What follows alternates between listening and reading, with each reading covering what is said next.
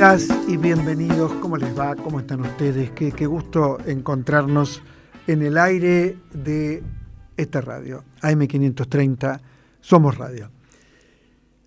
Pensaba, cuando tengo que hacer un editorial, que además me gusta mucho hacerlos, sobre todo porque yo valoro mucho no leer un texto preparado, como los discursos políticos. La mayoría de los discursos políticos leen un texto y más o menos los asesores saben qué tienen que decir. No. Yo prefiero pensar con ustedes, o escuchando radio como están haciendo ustedes, o en el streaming que tengo aquí, pero que pensemos algunos temas juntos. Este es un poco serio el objetivo. Titulé Elogio de lo inesperado. Yo creo que apostar por lo inesperado siempre es bueno. Es decir, apostar por aquello que no sabemos exactamente cómo viene. Apostar por dejarnos sorprender por las cosas. De alguna manera, eso es la vida, porque uno está en el mundo, está inserto en el mundo y va navegando. Cuando uno navega, supongo yo, hay tormentas, hay mar calmo, hay momentos donde uno piensa que está todo terminado y no está todo terminado. Hay temporales, hay maremotos.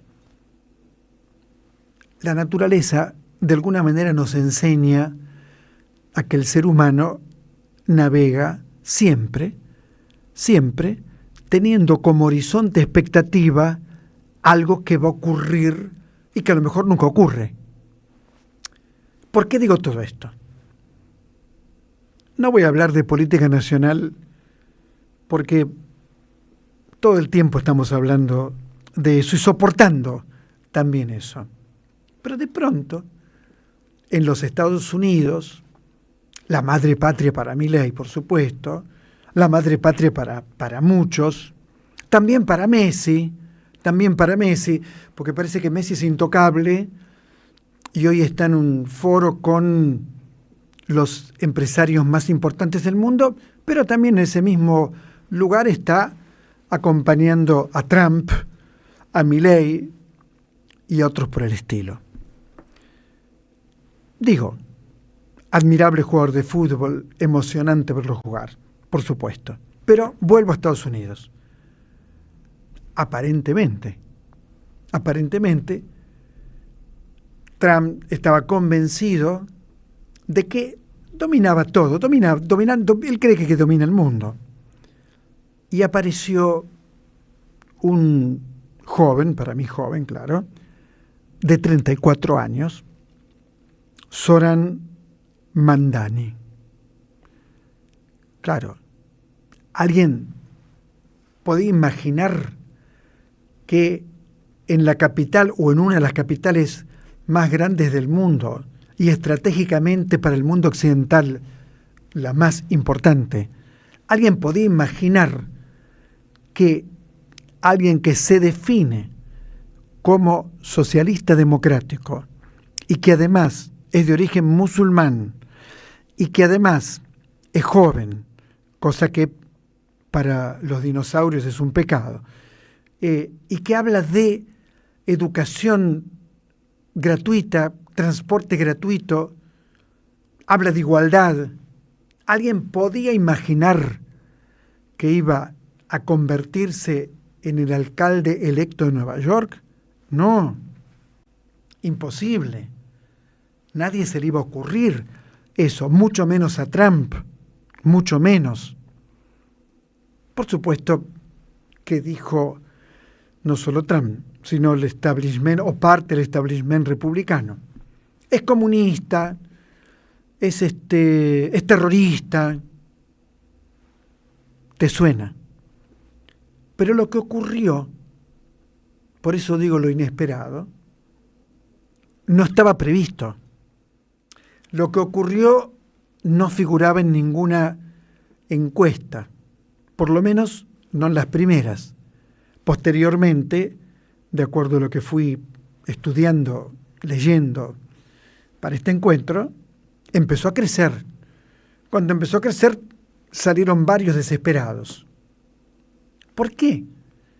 Porque el capitalismo tiene siempre la idea, de hecho, en buena parte lo es, de que es el dueño del mundo y de que nada va a ocurrir porque está todo bajo control. Bueno, ocurrió. En el campo dirían un tapado, alguien que apareció desde las sombras, desde la nada. No, no es así. Hay un camino subterráneo, siempre, para lo bueno y para lo malo. El camino subterráneo en la Argentina nos llevó a Milei, es decir, para lo malo. Pero también hay un camino subterráneo para lo bueno, para aquello que es inesperado. Por eso digo, elogio de lo inesperado. Fíjate en la vida, el amor. Es un hecho inesperado. Nadie sabe ni cómo ocurre, ni por qué ocurre, pero ocurre. Ocurre de golpe, vaya a saber por qué, porque ella sí o él sí y el otro no, o ella sí y la otra no, pero ocurre. Hay algo inesperado. Alain Badiou, filósofo francés, habla de las verdades del amor en ese punto, en el punto de que mientras transcurre la vida algo ocurre que cambia la dirección, cambia el destino. Insisto, puede ser todo fallido, pero eso se ve posteriormente. En principio hay algo que ocurre. En lo político no es de ninguna manera la primera vez que ocurre esto en el planeta, ha ocurrido infinidad de veces. Lo que pasa es que generalmente los políticos como Trump o como Milei son muy ignorantes. Entonces, nunca han leído un libro de filosofía, nunca se les ocurre pensar en la palabra azar, nunca se les ocurre pensar en la palabra destino. No, eso está muy, pero muy lejos de la posibilidad que tiene cada uno de ellos para imaginar el mundo. Muy, muy lejos. Entonces apareció Mandani, todavía tengo que leerlo para no equivocarme, Mandani, Zoran Mandani.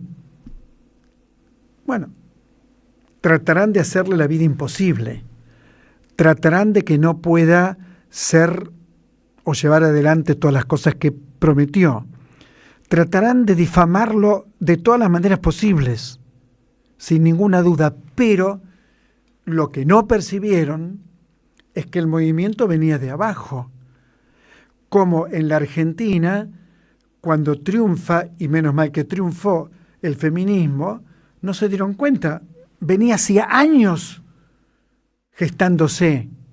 Incluso en la literatura, por si no lo saben, se gestaba desde 1876 con Casa de Muñecas de Ibsen. Por ejemplo, cuando la mujer le dice al marido, sentate, tenemos que hablar, y eso no se podía decir, ¿cómo sentate, tenemos que hablar? Si es una mujer, ¿no es cierto? Entonces, los movimientos no se pueden buscar de arriba hacia abajo, no, es exactamente al revés.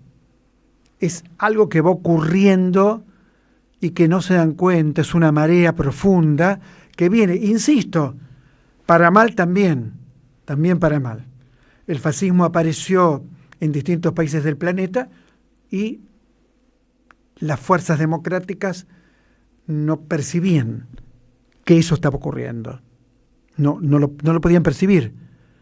El intento de golpe de 1923 de Hitler era como, bueno, era un loquito en 1923, 7 meses preso. Y después el loquito mandó a la muerte a 50 millones de personas en la Segunda Guerra Mundial. Entonces, lo de Mandani es importante no solo para pensar Estados Unidos. Alguien diría, bueno, Nueva York quizás no es Estados Unidos. Puede ser. Nueva York es una ciudad progresista con una enorme vitalidad, donde los cambios, por ejemplo, artísticos están absolutamente presentes desde siempre. Puede ser. Pero ocurre. Axel Kicillof, por ejemplo, injustamente atacado incluso por quienes no deberían atacarlo. ¿Se entiende? Iba en un autito haciendo campaña. Y de pronto, la derecha que estaba en el poder miraba el autito que iba por la ruta y decía, con esto nos vas a ganar. Con este autito destartalado nos vas a ganar. ¿Y qué ocurrió? Le ganó a la derecha macrista. Digo esto para decir que una buena manera de vivir, en mi opinión, o tengo para mí, es vivir pensando que lo inesperado puede ser maravilloso. Leonardo Fabio murió el 5 de noviembre del 2012. 5 de noviembre del 2012. Era un muchacho que estuvo en un reformatorio de adolescente. Era un joven que la pasó muy, muy mal. Tuve el honor de encontrarme con él varias veces.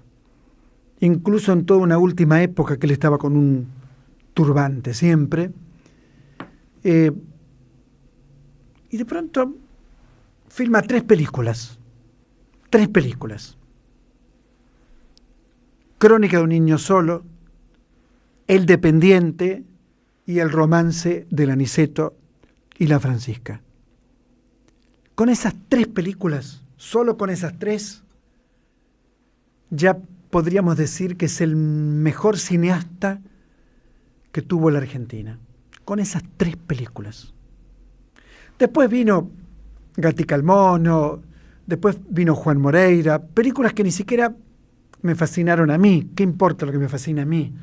Era igualmente un enorme cineasta. Digo que sus 3 primeras películas fueron tan memorables, tan transformadoras para el cine argentino, que después quizás otras no eran tan perfectas, tan brutales, tan descarnadas, tan verdaderas. Claro, Juan Moreira fue un éxito impresionante y es imposible que no me acuerde de la música. Es imposible que no me acuerde de Juan Moreira recibiendo, cuando subía a la tapia, las bayonetas del sargento hundiéndose una y otra vez en el cuerpo. Imposible que no me acuerde. La potencia de la imagen. Volvemos. No hay arte si no ocurre algo que no sabes que va a ocurrir. Es decir, no existe ni en la literatura, ni en el teatro, que no es literatura, es espectáculo. Algo que vos digas, ¿y esto? ¿Cómo pasó? ¿Cómo ocurrió? ¿O cómo lo hizo? ¿Cómo lo logró? Fíjense, empecé hablando de Mandani, a quien conozco hace 3 días, desde que ganó como alcalde, y termino hablando de Leonardo Fabio. Pero el hilo conductor, ¿cuál es? La anomalía. Aquello que irrumpe en el terreno. Qué bueno, ¿no? Dejar que las cosas nos ocurran. Qué bueno. Tengo aquí el primer tomo de las obras completas de Eduardo Gruner, que está en el estudio. Enseguida vamos a hablar con él. Tengo aquí la historia increíble de Laura Ramos sobre una espía soviética que, entre otras cosas, se tiró en un paracaídas en Stalingrado para participar de la batalla de Stalingrado con 40 grados bajo cero. Hizo tantas cosas esta mujer, algunas nada admirables para mí, horribles para mí, como por ejemplo participar del asesinato de Trotsky. Trotsky, un intelectual, un pensador, un luchador, alguien que pensó el arte de otra manera. Bueno, ella estuvo en el asesinato. Mira vos. Espía, pertenece a la KGB. El trabajo que hizo Laura Ramos es impresionante. Hoy va a estar con nosotros, aquí. Pero cuando leía el libro, decía, no puede ser lo que estoy leyendo. No puede ser verdad todo esto que está contando. Y el último dato que te doy, vamos a hablar con Laura Ramos, ¿sí? Fue niñera de Laura Ramos, y Laura Ramos no sabía que su niñera era una espía soviética importantísima. Se casó con Felisberto Hernández, enorme poeta y escritor uruguayo. Duró 1 año, nada más. Se casó 4 veces, porque casarse no era una decisión amorosa, era una decisión del partido y de la KGB. Con lo cual se te complica bastante. Dicho todo esto, y termino, porque tampoco voy a hablar 4 horas, ¿no es cierto? Digo, apostemos a lo inesperado. Apostemos a lo inesperado. Los que hoy se creen el dueños del país, a lo mejor, dentro de un tiempo no tan largo, andan recorriendo cárceles argentinas. ¿Por qué no? Pensemos en lo inesperado. Esto es El Refugio.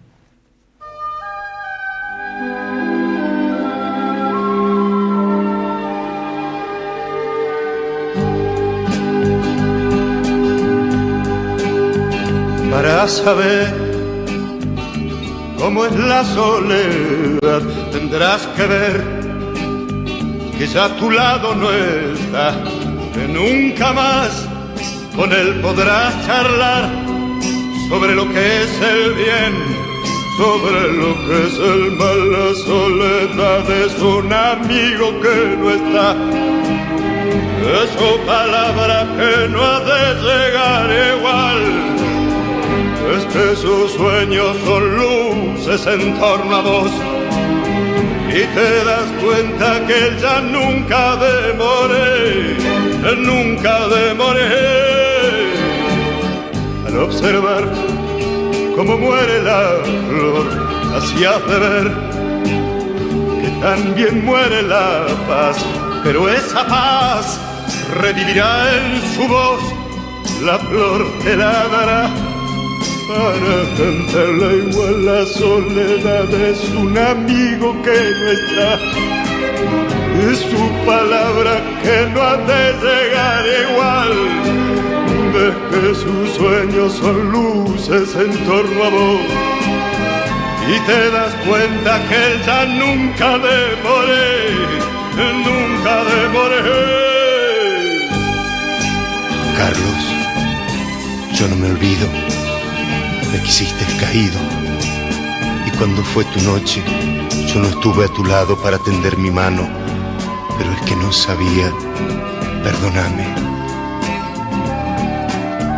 La soledad es un amigo que no está, es su palabra que no ha de llegar igual.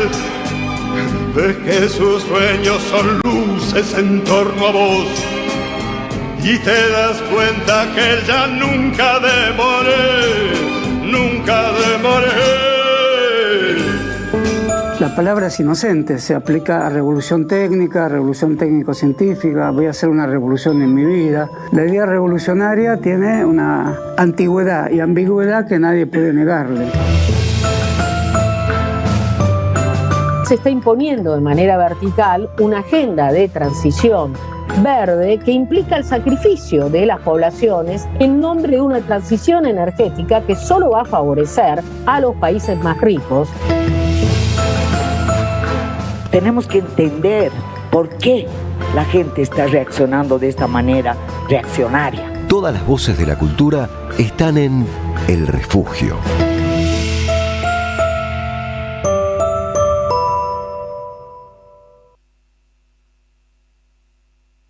Estoy al aire, señores, perdón, estoy al aire, empecé de golpe. ¿Cómo le va, maestro? ¿Todo bien? Bueno, esto es así, es radio y es streaming. Y es improvisado. Y está Eduardo Gruner. A ver, acércate el micrófono. Está Eduardo Gruner. Me acerco al micrófono. Bueno, yo decía... Buenas noches, Osvaldo. ¿Cómo va, maestro? Yo me acuerdo el impacto que para mí fue leer, pero un impacto en serio, El sitio de la mirada. Los conocimientos sobre el arte de Gruner. Yo digo, ¿cómo piensa todas estas cosas? O El fin de las pequeñas historias. O Un género culpable. O el libro que hizo sobre la revolución de Haití, que fue la primera. Yo me enteré por él, por ignorante, ¿no? Me enteré que fue la primera revolución en América Latina. Yo también era ignorante y me tuve que enterar de eso y interesarme en el tema, claro. Y uno de los últimos que leí, le contesta Heidegger por la obsesión del origen. Impresionante la respuesta. Heidegger no está para escucharlo, ¿no? Pero muy impresionante. Y ahora, hace 2 días, tengo el primer tomo, lo mostramos a cámara, difícil leer por la luz, pero ahí lo tienen en cámara. El primer tomo, el detalle y el rumor, las formas del ensayo, de lo que serán obras completas, no porque él va a seguir escribiendo, pero completas a lo mejor hasta ahora. Maestro, ¿cómo va? Bien. ¿Qué significa Muchas este gracias. libro? Primero. Significa muchísimas cosas y todas ellas muy conmovedoras, digamos así. Porque, bueno, es un libro armado a partir de la iniciativa de un ex discípulo mío, que se llama, ahora amigo, que se llama Diego Hiller, y que se propuso buscar todos aquellos artículos, ensayos, intervenciones en mesas redondas, conferencias o pequeñas notas, lo que fuera, que no hubieran sido publicadas en libro antes. Y entonces empezó a bucear. Imagínate el trabajo que significa eso, porque muchas de esas cosas no estaban digitalizadas, son previas a la era de la computadora, digamos, ¿no? Por ejemplo, esto que vos comentabas, que encontró artículos del año 79. Hay uno de Kierkegaard del 79. Del 79, claro. O sea, los tuvo que buscar en los archivos, en las bibliotecas, bueno. Se tomó un trabajo realmente extraordinario. Y encontró tanto material que se terminaron armando 5 volúmenes, lo cual es un proyecto absurdo en el buen sentido camusiano del 5 término. volúmenes sin incluir los libros. ¿Cómo los libros? Sí. Claro, digo, no está El sitio de la mirada, no está El fin de las pequeñas historias. 5 volúmenes solo. De textos que estaban desperdigados. Exactamente. Eso. Textos dispersos, como se dice.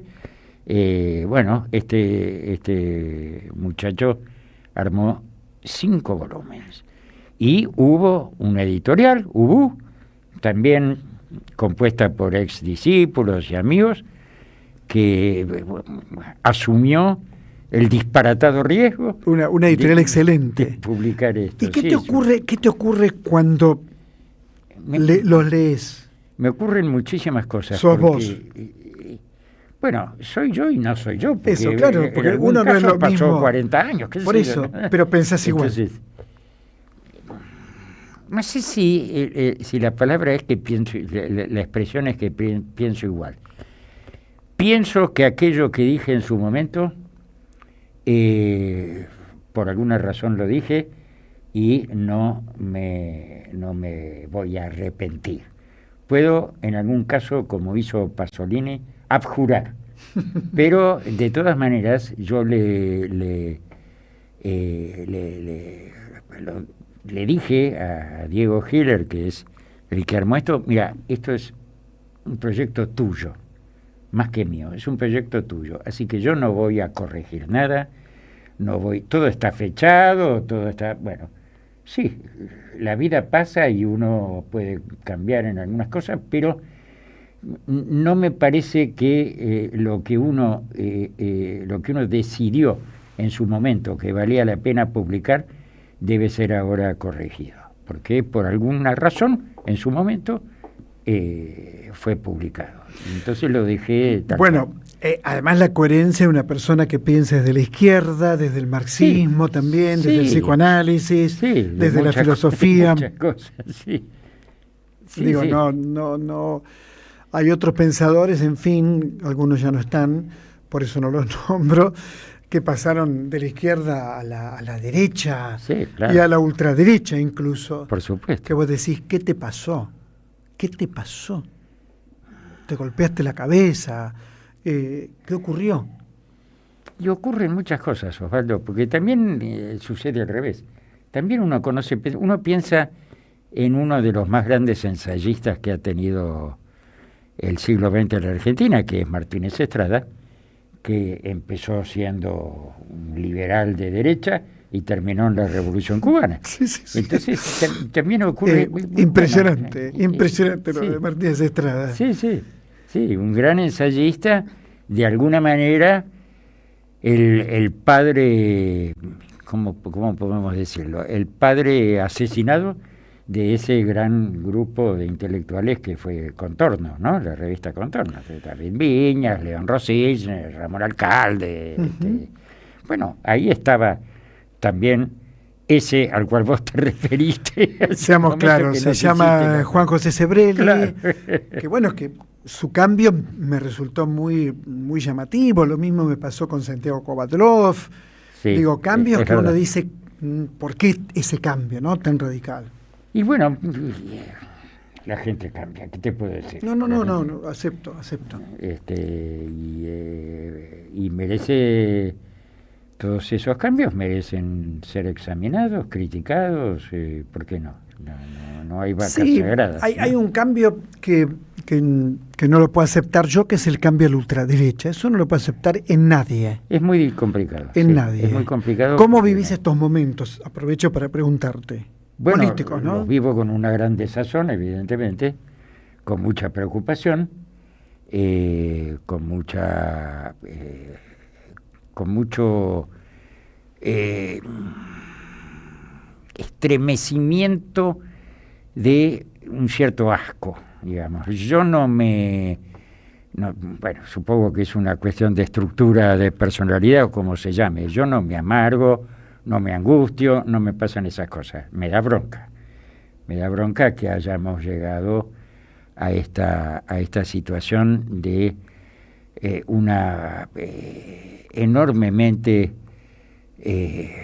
preocupante degradación de la cultura, de la política, de la lengua castellana, ¿no? Y por eso me parece importante seguir publicando y agradezco que haya quien se tome ese trabajo, no por mí, por cualquiera que sea. Digo, me parece que la defensa de la cultura, de la lengua y del pensamiento crítico es hoy una posición seguramente minoritaria en la situación en la que estamos, pero de todas maneras que hay que sostener. Bueno, hoy recién hablaba de la sorpresa que se llevaron con esta persona que yo no conozco, con Mandani en Nueva York. Ah, claro. Sí. Digo, de pronto, ¿y esto qué es? Ninguno lo socorro, ¿no? Sí. Es decir que... Sí, nosotros nos llevamos al revés una sorpresa en su momento con Milei. Por eso dije, hoy dije, la sorpresa puede ser para mal también. Claro. Ahora, yo creo que sos un enorme ensayista, enorme ensayista. Es un género que has abrazado toda tu vida, además de ser profesor universitario, doctor y no sé cuántas cosas, pero es un género que es tu género. Absolutamente, sí.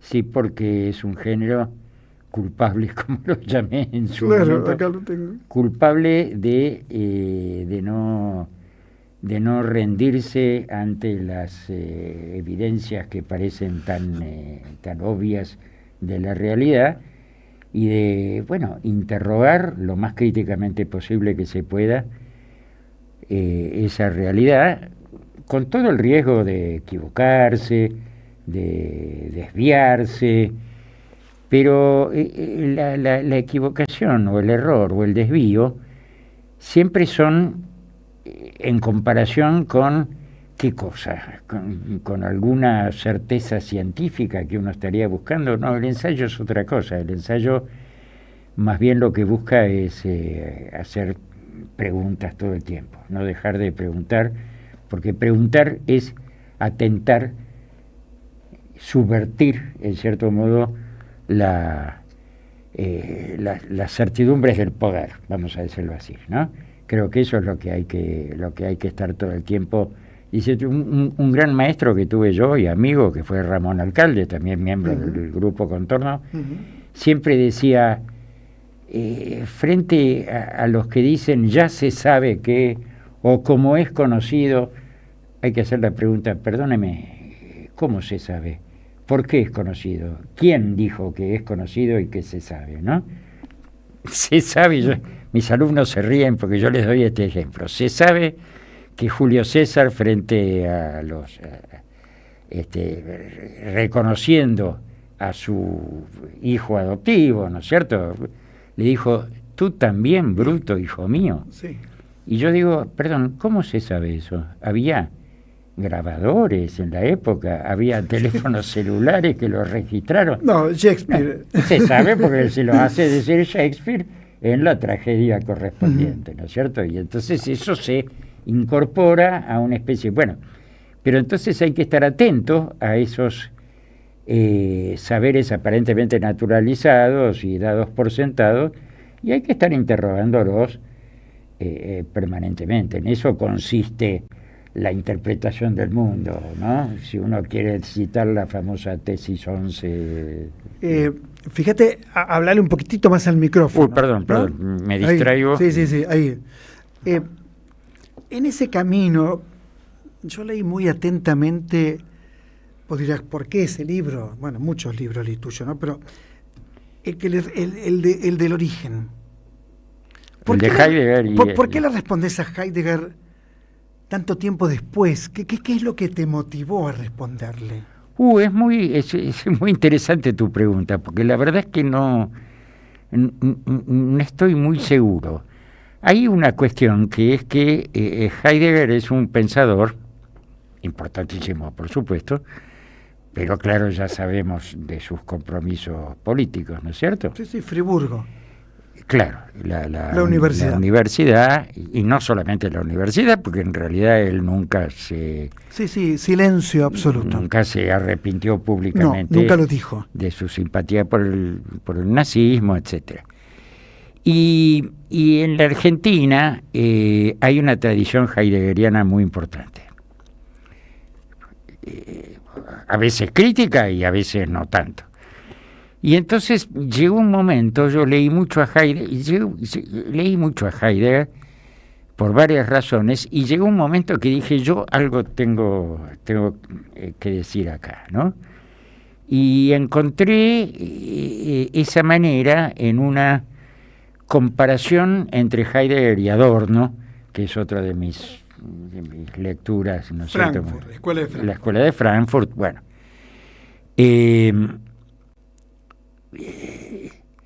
Bueno, y una cosa muy interesante que creo haber descubierto ahí es que Heidegger y Adorno parten de premisas muy similares y llegan a conclusiones absolutamente opuestas. Y esto es lo que tiene de interesante el pensamiento crítico, ¿no? Que es el desarrollo mismo de ese razonamiento cuestionador de la evidencia que vos llegás a la conclusión, y donde lo que importa es el desarrollo, el proceso de producción, ¿no? Más que el resultado final, que puede estar mejor o peor. Bueno, nada, me apasionó seguir ese recorrido. Bueno, porque es apasionante Heidegger. Digo, es oscuro pensar que apoyó al nazismo alguien que escribió Ser y Tiempo. Es muy difícil unir ambas cosas. Sí, se puede de todas maneras, pero por ahí no es en Ser y Tiempo donde está el secreto del nazismo de Heidegger. Hay un filósofo francés muy interesante que se llama Philippe Lacoue-Labarthe, que tiene la tesis, y yo en el librito que vos mencionás, sí, la menciono al pasar, de que donde hay que ir a buscar el nazismo de Heidegger, el fascismo, por hablar en términos generales, de Heidegger, es en su teoría del arte, donde lo que hace Heidegger... El origen de la obra de arte. Bueno, por ejemplo. Digamos, los zapatos... Sí, los zapatos de Van Gogh. Los zapatos de Van Gogh. Los zapatos de Van Gogh, que un amigo mío me hizo caer en la cuenta, porque él preguntaba, bueno, porque Heidegger habla todo el tiempo de los zapatos de campesino de Van Gogh. Y en el cuadro de Van Gogh... Cosa que no sabemos. No sabemos, porque el cuadro de Van Gogh, esos zapatos están colgados en el aire, digamos, pueden ser de campesinos, pueden ser de un obrero industrial. O de campesina. O de campesina, claro, por supuesto. Además, son los dos zapatos del mismo pie. No me acuerdo si el izquierdo o el derecho. Es verdad, son del mismo pie. Bueno, ¿qué quiero decir? Que hay una cuestión de lo que Walter Benjamin hubiera llamado la estetización de la política en Heidegger, ¿no? Que es una operación típicamente de la derecha, mientras que la operación de la izquierda sería la politización del arte, ¿no? Dice Benjamin. Bueno, muchas de estas cosas atraviesan este primer tomo, ¿no es cierto?, del detalle y el rumor, que es el tomo probablemente más claramente ensayístico, porque son ensayos sobre... Y además publicaste un libro sobre Fanon y Pasolini. Sí, uno sobre Fanon y otro sobre Pasolini. Contame. Bueno, digo porque son los últimos. Sí, las excusas fueron los respectivos aniversarios, ¿no? Los 100 años del nacimiento de Fanon, los 50 del alevoso asesinato de Pasolini en la playa, que todavía hoy no está resuelto, claro. A pesar de que hubo un chivo emisario, este pibe que estuvo un montón de años preso, pero no era. Para mí está clarísimo, aunque no puedo conocer los detalles, pero está clarísimo que fue un asesinato político, ¿no? Uh-huh. Y entonces, me interesó rescatar estos dos grandes pensadores críticos.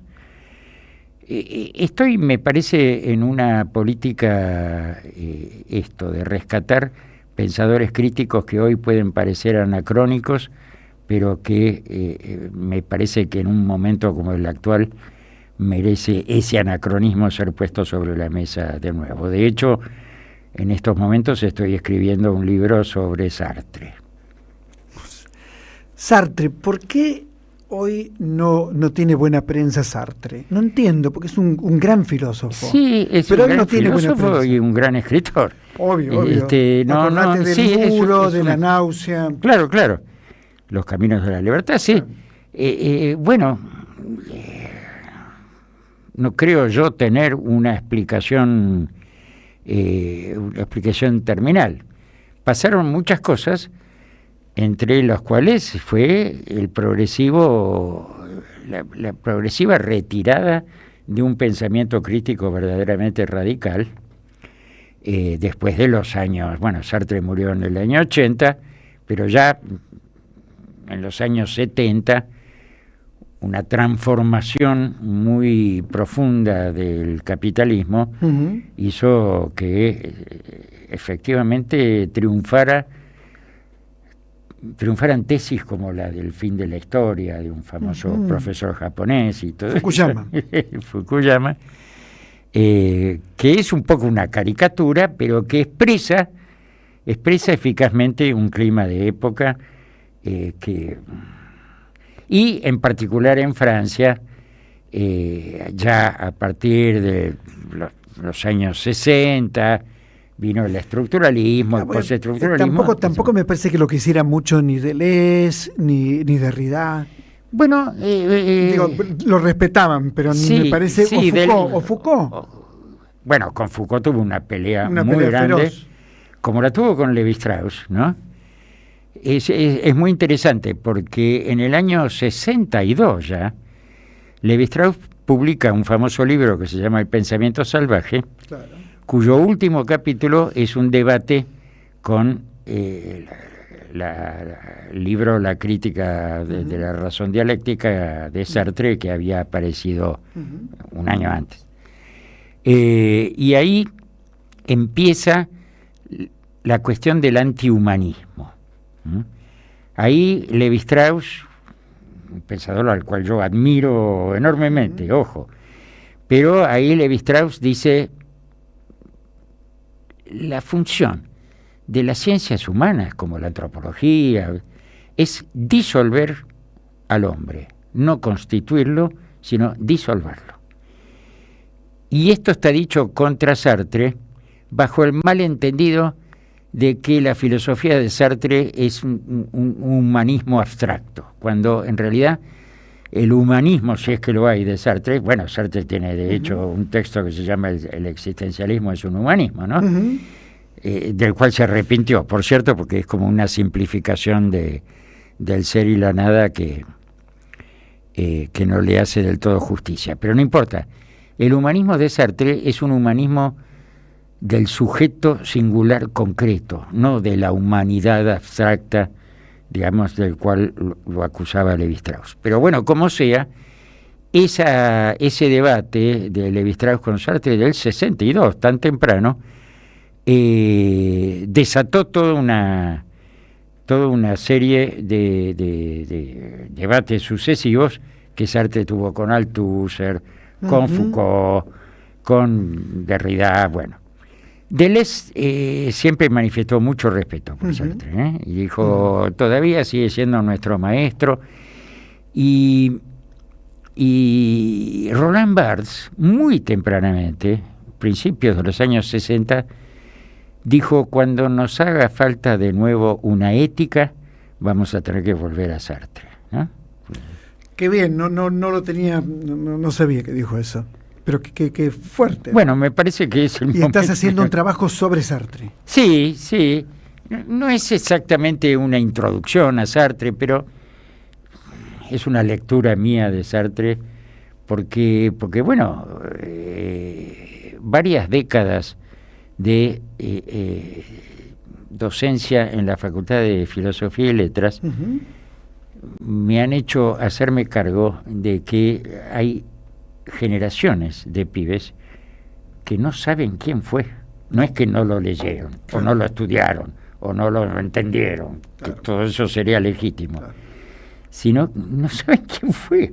Entonces, bueno, y estamos en ese momento. El fin de la historia consiste en eso, en el fin de la conciencia histórica, ¿no? Sí, también hay jóvenes que no saben que hubo una dictadura. Bueno. Hubo una dictadura, sí, no saben quién es Perón.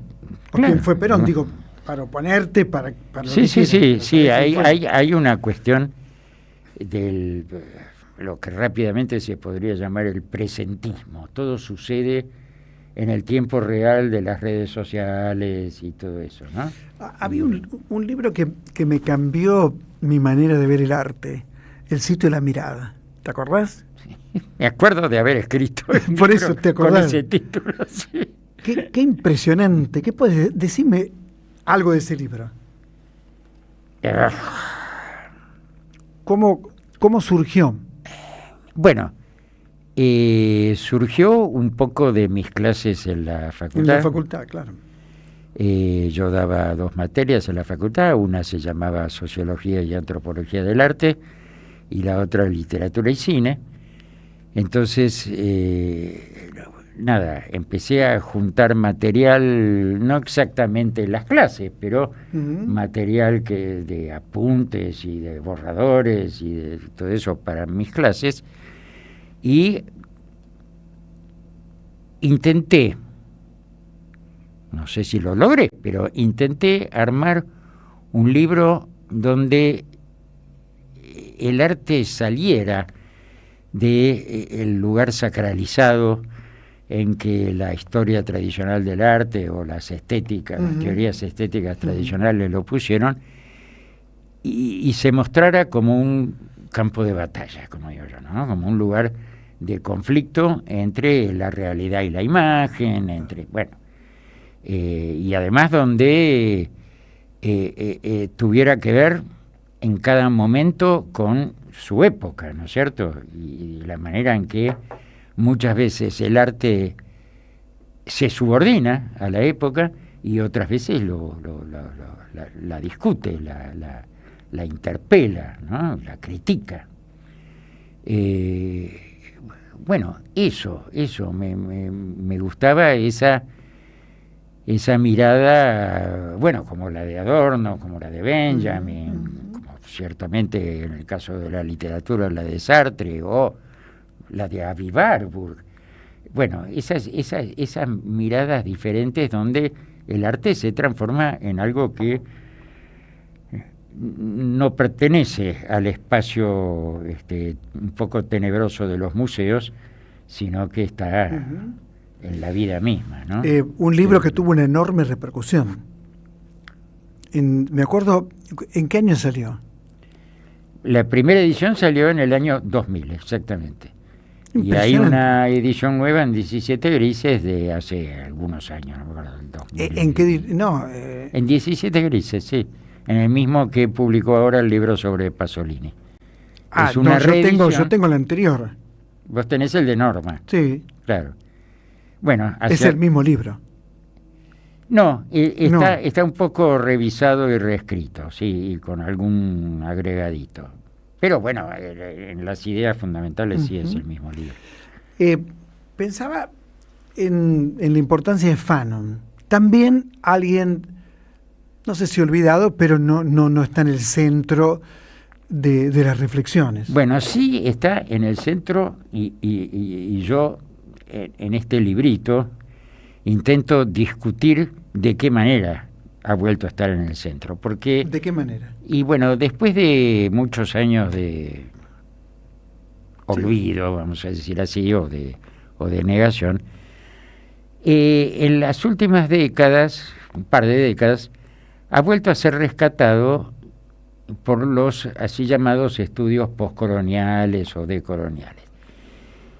Y si bien yo celebro ese rescate, y por supuesto tengo muchos queridos amigos en esas corrientes de pensamiento que han trabajado muy bien, en términos generales se ha perdido la reflexión crítica sobre la violencia que habían los condenados de la tierra, por ejemplo, o la reflexión sobre el marxismo, que es muy propio de Fanon, ¿no? Entonces, bueno, yo trato de recuperar un poco esa cuestión, porque hay ahí un malentendido doble, ¿no es cierto? Por un lado se ha hecho, algunos han querido hacer de Fanon una especie de celebrador de la violencia revolucionaria por la violencia misma, cosa que es un disparate porque Fanon justamente, y ya que hablamos de él, Sartre en su famoso prólogo a los condenados de la tierra, lo que dicen es que el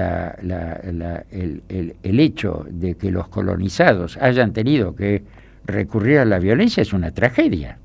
Claro. Es una tragedia, porque la violencia es la de la situación colonial en su conjunto. Claro. No claro. No es que es una elección caprichosa, digamos, que nadie ha hecho, ¿no? Entonces, bueno, hay que hacer una crítica de la violencia, como la hace Fanon, desde el punto de vista de el conjunto, el complejo, vamos a llamarlo así, colonial, ¿no? Que no es, yo discuto la idea de la violencia de arriba y la violencia de abajo, porque me parece que esa es una simetría que corre el riesgo de caer en los dos demonios, ¿no?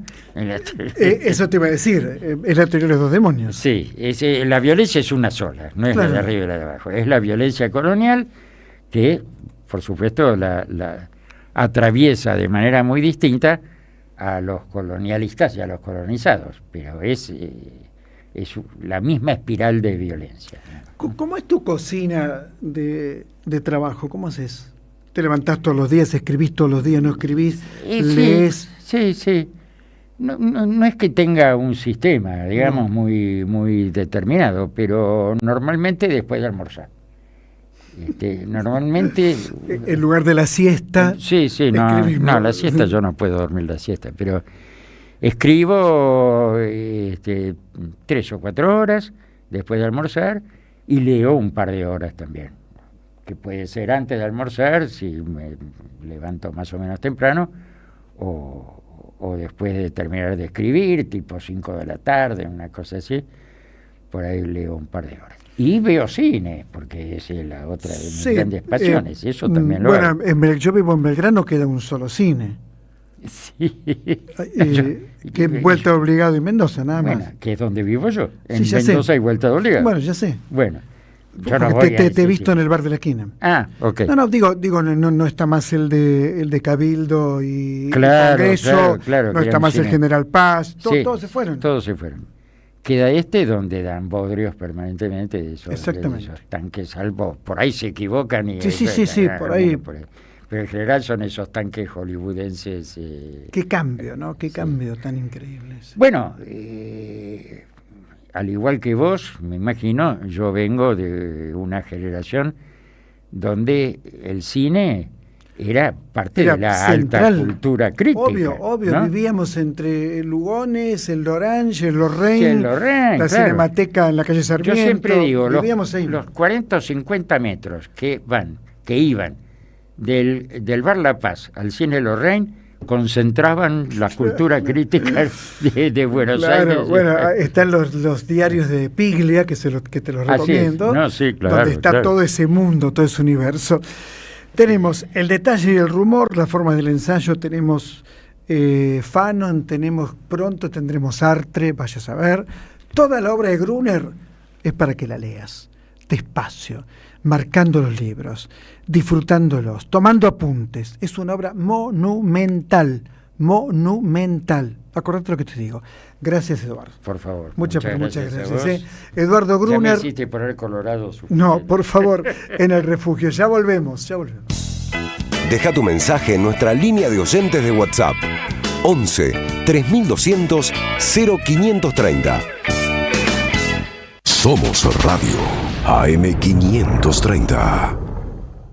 El destino de tus vacaciones está en Turismo Cabal. Viví los momentos que querés, con viajes armados a tu medida, con las mejores ofertas y los paquetes que buscas, con más de 35 años de experiencia.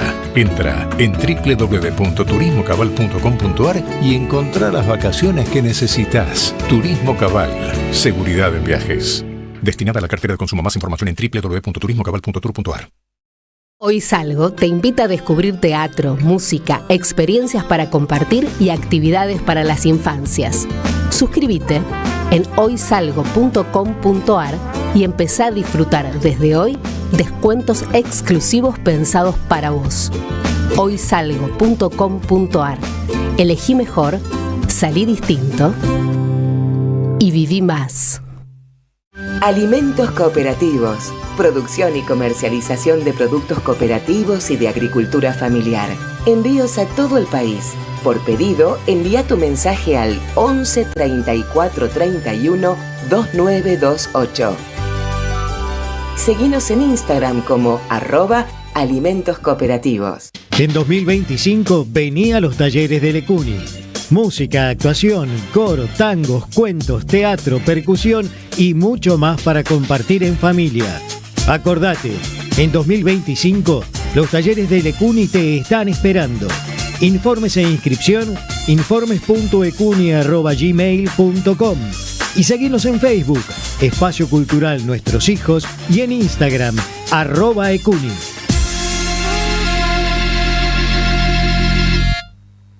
Seguí a la Cámara de Diputados de la Provincia de Buenos Aires a través de sus redes sociales y entérate de todas las actividades legislativas en Instagram y Facebook como @diputadosBA y en Twitter como HCDiputadosBA.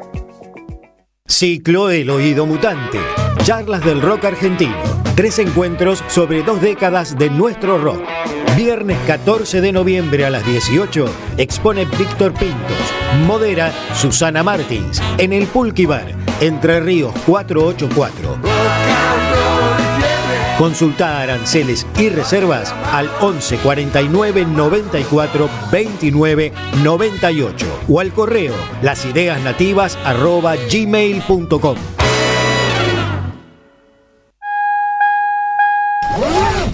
Gracias, mami. Escuchar este mensaje te toma más tiempo que abrochar tu cinturón o la sillita de tu hija o hijo. Un clic que salva. Ministerio de Transporte, Gobierno de la Provincia de Buenos Aires.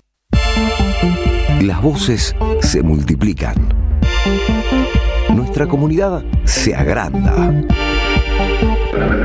Acá escuchándolos, compañeros, buen día, en Merlo, provincia de Buenos Aires, con Urba. Gracias a la comunidad 530, renovamos nuestra planta transmisora. Más potencia, más llegada. AM 530 Somos Radio. A todo el país. Cuando cae la noche, el mundo de la cultura encuentra su lugar en El Refugio.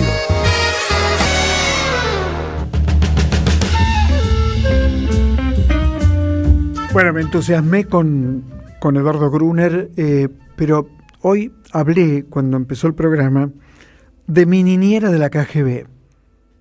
Y la verdad que lo leí, no podía parar de leerlo, y pensaba, ¿puede ser posible que esta mujer, digo, no Laura Ramos, sino estoy hablando de África de las Heras, ¿puede ser posible que haya hecho todo esto?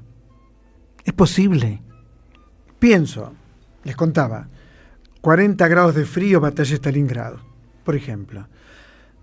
Participar en el asesinato de Trotsky. Camuflarse permanentemente. Casarse con Felisberto Hernández, gran escritor. Guerra Civil Española. Las más altas condecoraciones de la Unión Soviética o Rusia. Impresionante el trabajo de Laura Ramos. También es impresionante que haya sido su niñera. Esto también es impresionante. Laura, Osvaldo Quiroga te saluda. ¿Cómo estás? ¿Cómo estás, Osvaldo? ¿Qué tal? Qué gran libro escribiste. Viajaste por todas partes. Contanos. Bueno, sí.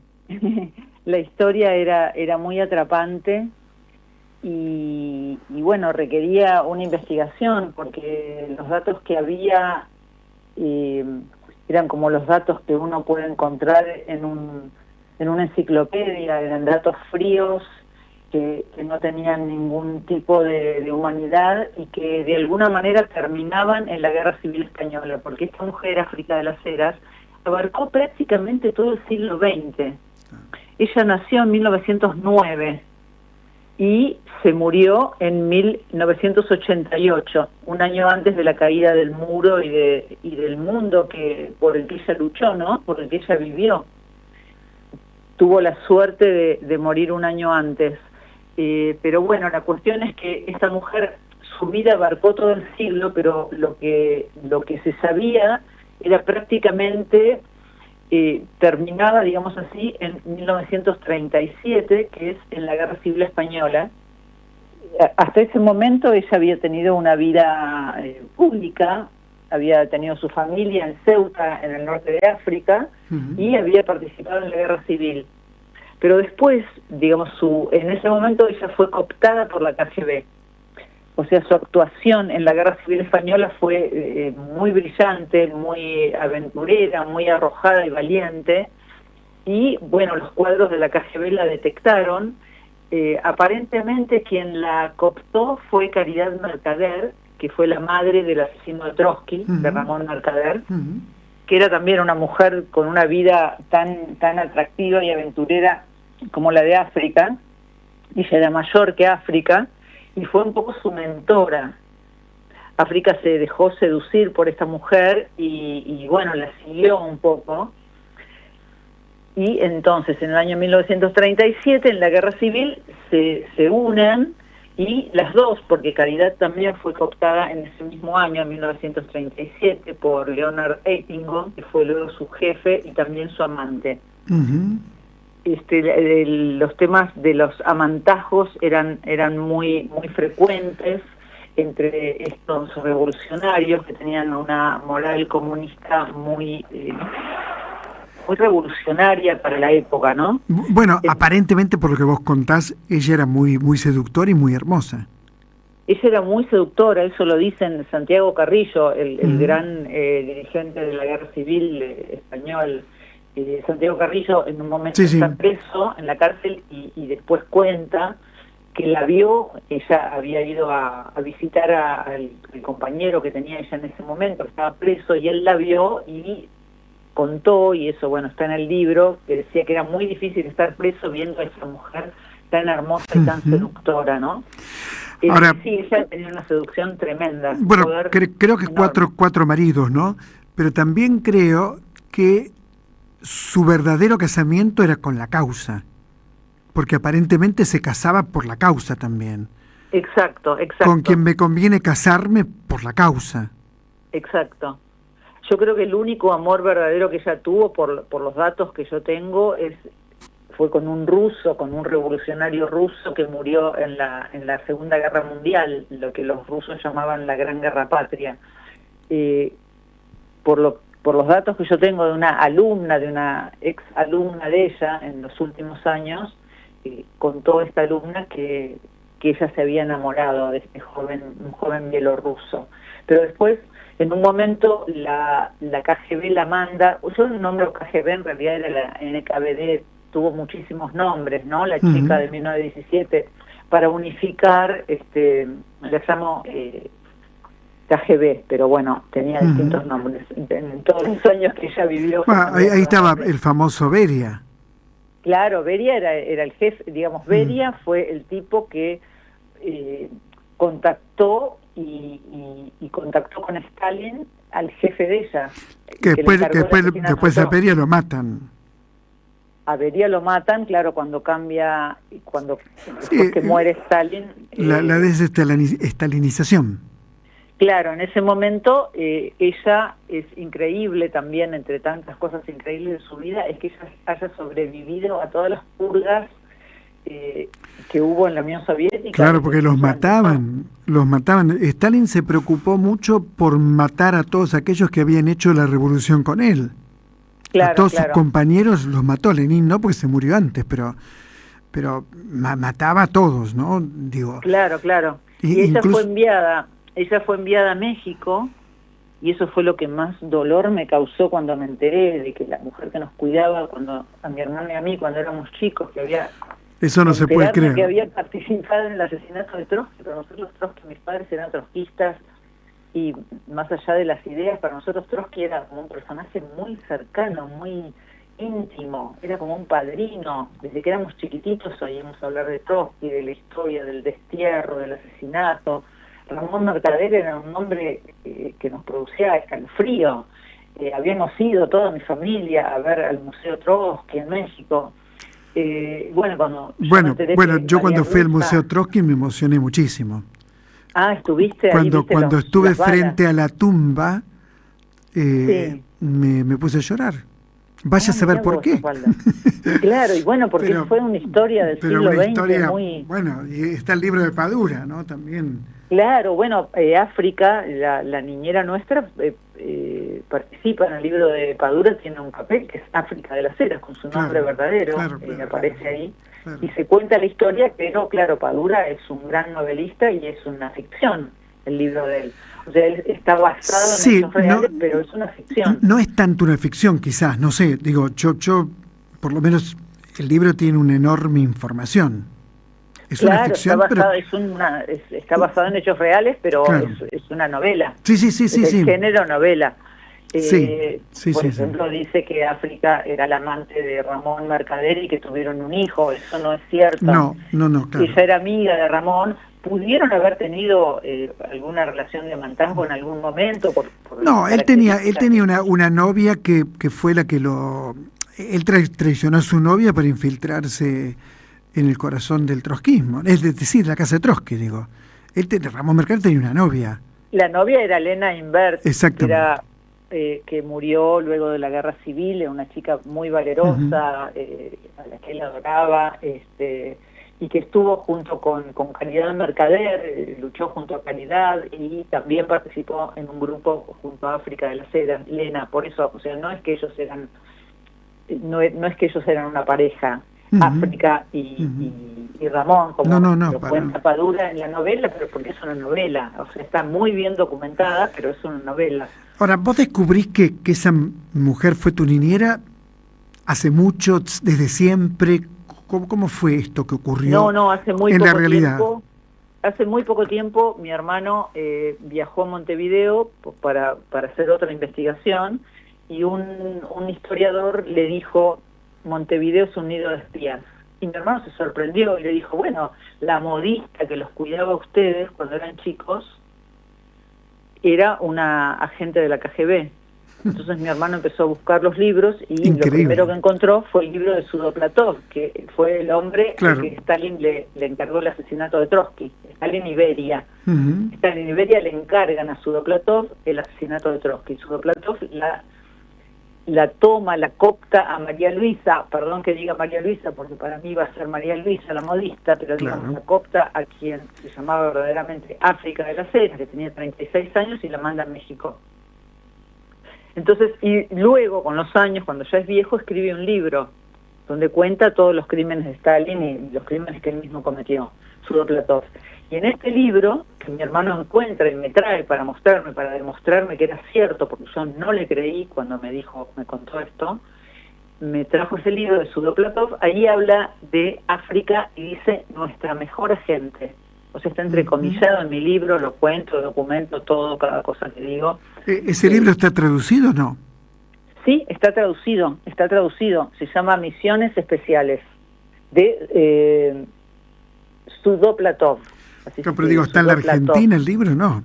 Sí, lo conseguís en Argentina. Sí, mi hermano lo consiguió, no sé si en Uruguay o en Argentina, pero lo compras en el Mercado Libre. Existe. Misiones Especiales. Estoy anotándolo.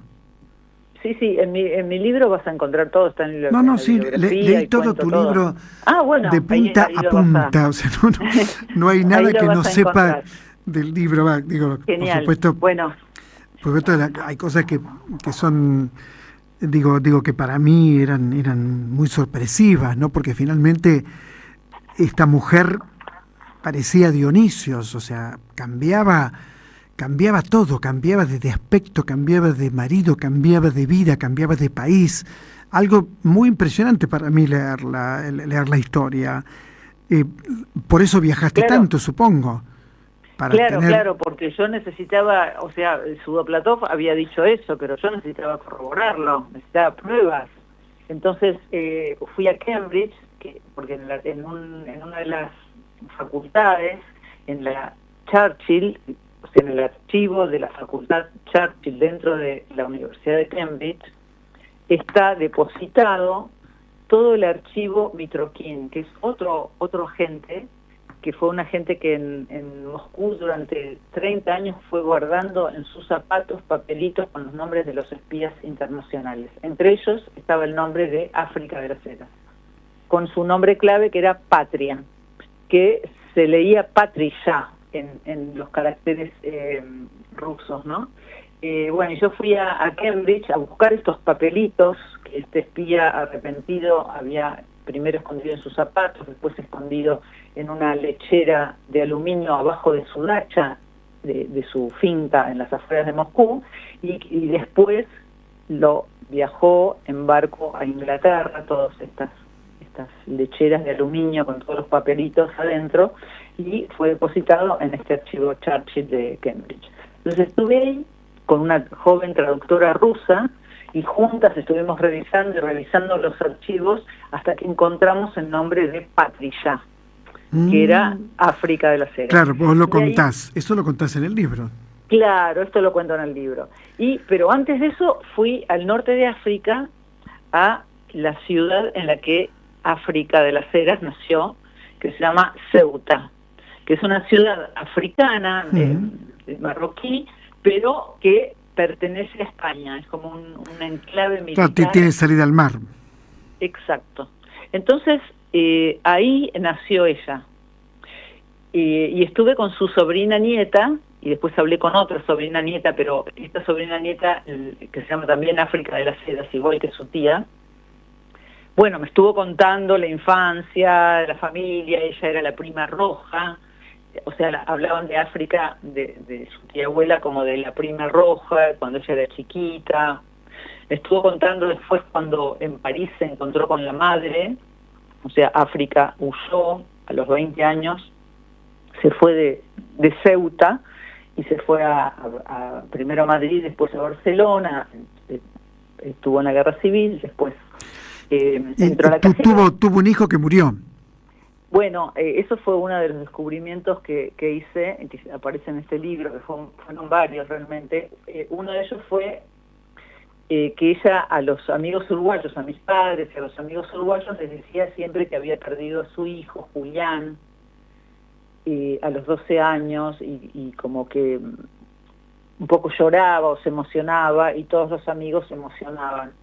Bueno, descubrí que Julián no existía, que no se llamaba Julián, que no había muerto a los 12 años, sino que ella había tenido un bebé a los 20 años con un militar ceutí, y ese bebé había muerto a los 6 meses de edad, y tengo el certificado de función que reproduzco ahí con todos los datos en el libro, que había tratado a un bebé que había muerto de meningitis a los 6 meses. Una herida que yo especulo que debe haber sido determinante para que ella quisiera ya romper con toda su familia, con este esposo militar, con su familia ceutí, y se fuera a Madrid y a un nuevo mundo, ¿no? Esta sobrina nieta me contó que ella se encontró en París con su madre y con su hermana, y les dijo que rompía definitivamente con ellas, que no las iba a ver nunca más, claro, que rompía definitivamente con su familia y que iba a hacer otra vida. Claro, todo eso está en tu libro y muy bien contado, muy bien narrado. Me pregunto si Felisberto Hernández, gran escritor, no se dio cuenta de con quién estaba, o sí, o sabía y la madre era aparentemente, parte. Aparentemente la madre sospechaba y le dijo a algunos amigos que se habían separado porque ella era una espía. En realidad, María Luisa, o sea, África, lo sedujo en París por orden de la KGB. Se fue con él a Montevideo, se casó con él para obtener la ciudadanía uruguaya y poder montar una base soviética en Montevideo, y apenas obtuvo su ciudadanía se divorció de él porque ya no lo necesitaba, no porque ella fuera una espía, pero esta sospecha de la madre, bueno, era cierta.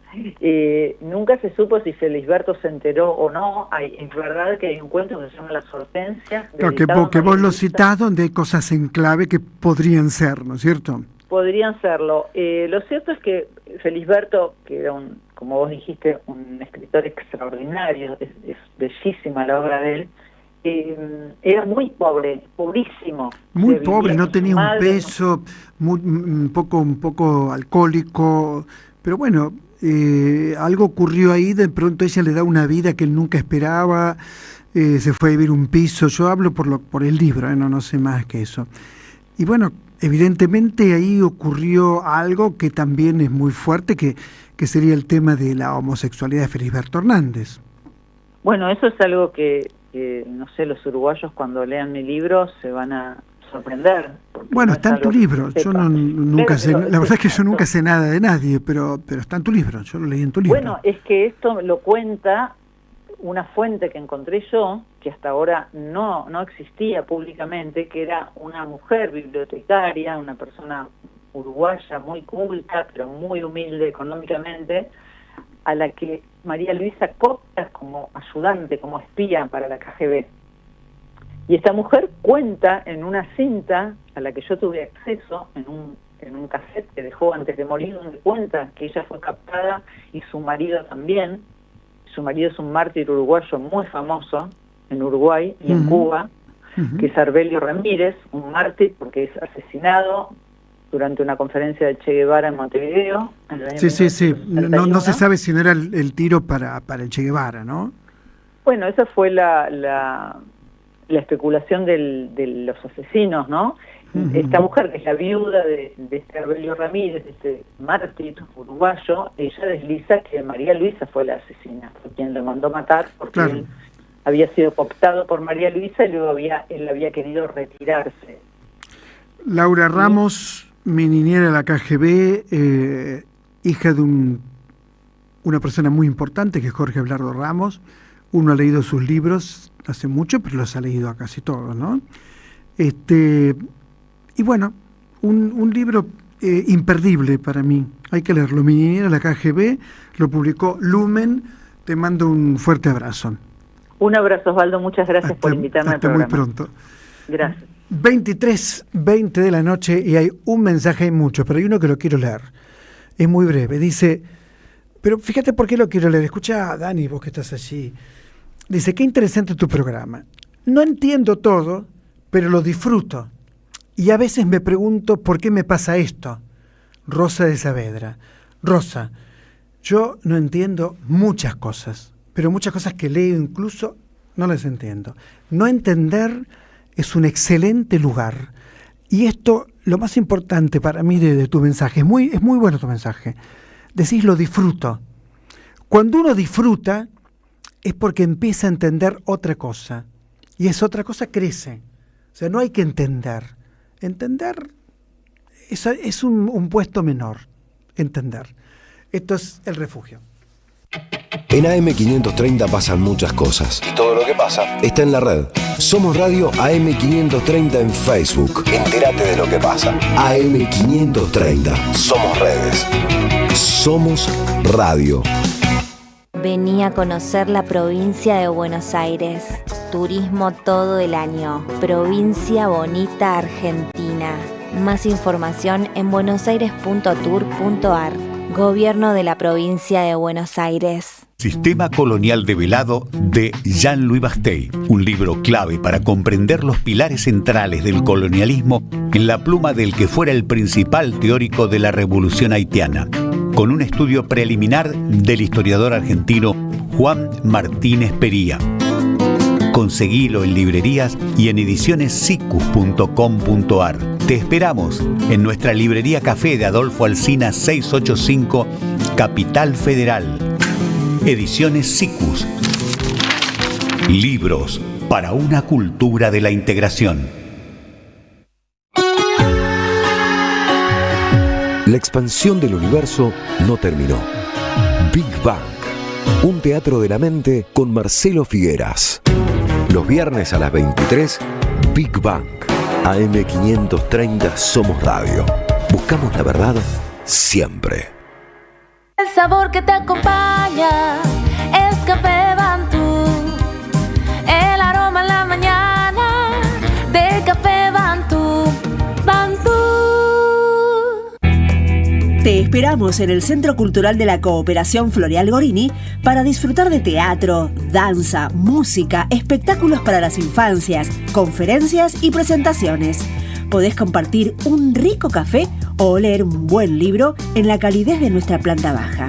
Recorre nuestra agenda en www.centrocultural.coop y seguinos en las redes sociales. Comprando las entradas con tarjeta Cabal Crédito o Débito accedes a un 50% de descuento. Centro Cultural de la Cooperación Floreal Gorini, Avenida Corrientes 1543, Ciudad de Buenos Aires. Una experiencia cultural y cooperativa.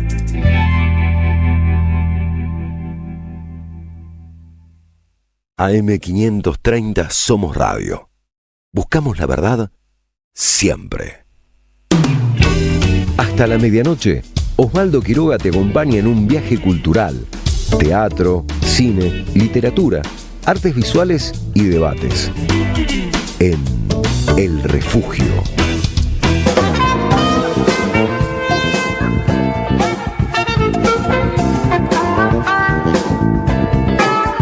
...23, 24 de la noche, muchos mensajes, imposible leerlos a todos, pero gracias Javier de Villamaría por comunicarte. Osvaldo, muy buenas noches, atrapante tu editorial de hoy, gracias por tu maravilloso programa. Romina y Pablo, muy bien Romina y Pablo, fuerte abrazo, hay más material, pero estoy con una directora de teatro notable. Entonces, ¿qué ocurre? Corina Fiorillo escribe una obra de teatro. Yo digo, ¿cómo puede ser que yo, digo yo porque me dedico a esto, no sepa que es una autora teatral? Voy a ver la obra, diciendo, bueno, vamos a ir a ver la obra 5 de la tarde, Teatro del Pueblo. De pronto me encuentro, digo, miro esto pues para no equivocarme, ¿no? La lógica de la culpa. Nombre raro. 2 actores, Gustavo Pardo y Roberto Vallejos, impresionantes. Son como animales de teatro, perros de teatro son, ¿viste? Yo le decía eso a Alfredo Alcón, vos sos un animal de teatro. Y quedó. Claro, empiezan a discutir. Primero no, se encuentran, todo bien, amigos de vieja data. Pero Corina Fiorillo trabaja con 11 sillas. Cuando las sillas se van cayendo, hay un giro, hay un cambio importante, hay que seguirlo. Ellos como actores, con sus cuerpos, con la potencia del trabajo, le dan vida a una obra que tiene un enorme mérito, que no lo tiene el teatro comercial generalmente, perdón, pero no lo tiene. La ambigüedad. No sé exactamente qué es lo que pasó, me acuerdo del mensaje que leí recién, ese no entender es maravilloso, porque hay algo que está ahí presente, muy, muy potente, estoy seguro que hay una mujer de por medio, yo vi la obra, y fíjate, no sé qué pasó, lo que sé es que el espectáculo es excelente y que tenés que verlo. Teatro del Pueblo, 5 de la tarde, los sábados, creo, ¿no es cierto, Corina? Los sábados, exacto. Bueno, era tu primera obra, por eso no sabía nada de vos. Mi primera obra, sí, yo en realidad escribí en grupo, Las Olvidadas de Jack, que es un musical, y en Soledad nunca había escrito, era algo que respeto mucho al autor teatral especialmente, y siempre tuve esta barrera a veces que te impone el respeto, ¿no? Hay veces que uno no cruza una barrera por tanto que respeta o admira determinada figura. Y Roberto Vallejos y Gustavo Pardi me vienen a buscar a la salida del Teatro Regio para nada, decirme, dale, ¿por qué no trabajamos juntos de nuevo? Ya lo habíamos hecho una obra hace bastantes años en el Maipo, y empezamos a buscar material, nada nos convencía del todo, y dije, bueno, llegó el momento de escribir. Entonces, la verdad es que es una obra que está escrita ya pensando en estos 2 animales teatrales, que bien decís vos, son perros teatrales, son increíbles, le dan un valor al material y a la palabra. Bueno, la obra es tuya, también está tu obra y tu dirección. Sí. Porque tenés 11 sillas nada más en un espacio vacío. Sí. Y tienen un peso fundamental las sillas, fundamental. Sí. Fundamental.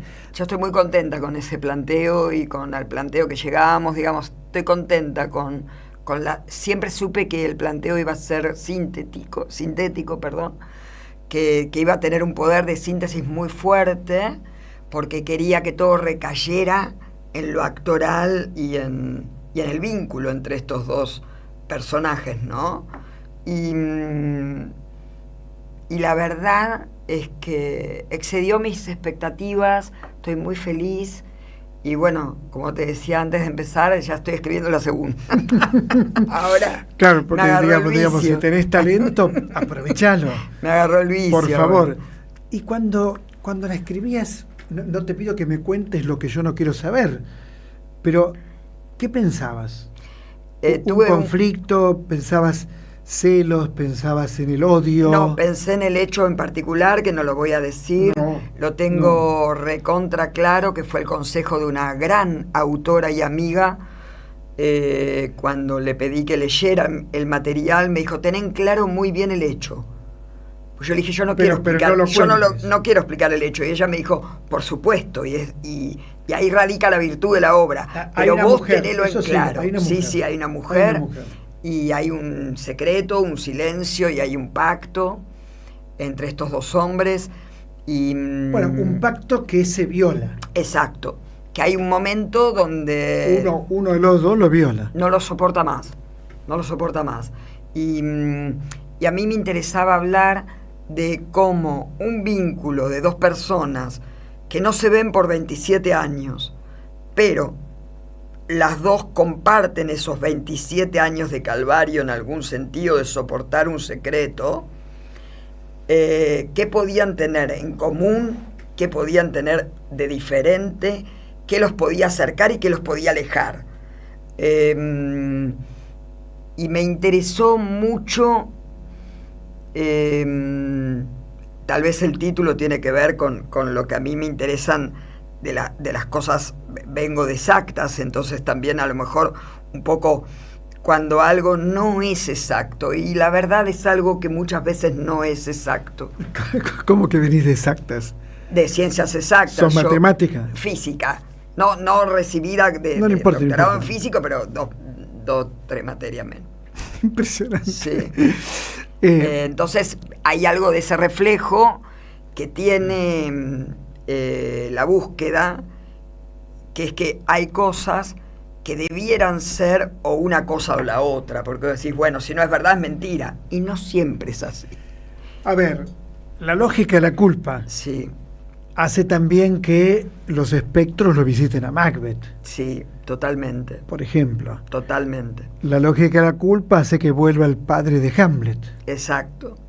Gran tema la culpa. Es decir, la culpa en es... el mundo occidental especialmente. La culpa está ahí. Sí. Está ahí. Lo extraordinario de la obra es que esa lógica se incorpora a los cuerpos de los actores. Es decir, lo que no puedo decir con palabras lo dice mi cuerpo. Sí, que es hermoso, pero porque estos dos actores lo entienden perfecto. No, si fueran malos actores, bueno, vos sos director de teatro, se cae toda obra de teatro. Sí, como todo es grupal, uno siempre lo dice eso, pero del dicho al hecho hay un largo trecho, también uno lo dice, y la verdad es que tenemos un gran entendimiento y un gran respeto y admiración mutua. Yo los admiro como actores. Entonces es verdad que la obra está escrita pensando en ellos, pero también sabiendo que tienen tal virtuosismo que pueden hacer el pasaje que requiere la obra, que vos lo viste, ¿no? Cae una silla y son otros. Y bueno, está escrita así porque yo ya sabía con qué materia prima contaba. A ver, la conocen a Corina Fiorillo, es una máquina de dirigir teatro. Dirige todos los días, no sé cómo hace, pero dirigís todo el tiempo. Y adoro dirigir, pero dirigís todo el tiempo. Sí, y si no, estoy preparando lo que viene. O sea, sí. ¿Cuántas obras más o menos? Yo qué sé, pero no llevo cuenta, tendría que hacer la cuenta. ¿Cuál fue la primera? La primera fue de dirección, Tu ternura Molotov, que la volví a hacer muchísimos años después con otros actores. Me di el gusto de volver a hacer la primera. Y fueron dos versiones diferentes, estuvo bueno eso, porque hay veces que uno dice, ay, mi primer trabajo, no sé si me gusta, a mí me gustaron, la verdad, hay trabajos que han gustado más al público y otros que menos, pero a mí, personalmente, yo cuando abrí la puerta para que la vengan a ver, siempre estuve muy contenta. Porque, digo, todo terreno significa que hiciste teatro comercial, teatro independiente, sótano, oficial, todo. Sí, y me gustan los tres circuitos. O sea, estás como pez en el agua. Sí, me gustan los tres circuitos, la verdad. Me gusta, los sistemas de producción son tan diferentes de uno al otro que uno se tiene que agarrar de herramientas creativas muy distintas, y a mí eso me encanta, la verdad. Me gusta mucho. y me pone activa, me pone, no sé, como en diferentes lugares, no me deja quedarme cómoda, y me gusta eso. Pero ahora estás en el Teatro del Pueblo, un teatro con una historia muy, muy importante. Que adoro y admiro y ahí está Tito Cosa, sí, sigue estando Tito. Sí, total. Sigue estando Tito, ¿no? Total. Y que para mí la gente de la Fundación Somigliana fue gente muy importante durante toda mi carrera y que me han dado lugar durante toda mi carrera en diferentes momentos de una manera muy generosa, y que ahora me abran la puerta para la primera obra para mí era muy importante. Porque estrenar para mí como autora en el Teatro del Pueblo era muy importante. Tiene muy buena curaduría el Teatro del Pueblo. Sí. Fíjate que uno generalmente no se clava en el Teatro del Pueblo. Sí. Generalmente. Yo no entiendo mucho el teatro comercial, por ahí vos lo entendés mucho más que yo no lo entiendo mucho. Pero por lo mismo que valoro tu obra, porque me parece plano. Y si es plano... No todo, ¿eh? Es que no, tenés razón, yo hablo con mucho prejuicio, ¿no? Claro, yo por ejemplo el año pasado hice una comedia que se llamó Exit, que fue muy famosa, yo no la vi, sí, pero fue bueno, muy... y la verdad yo le abrí la puerta con una felicidad porque decía...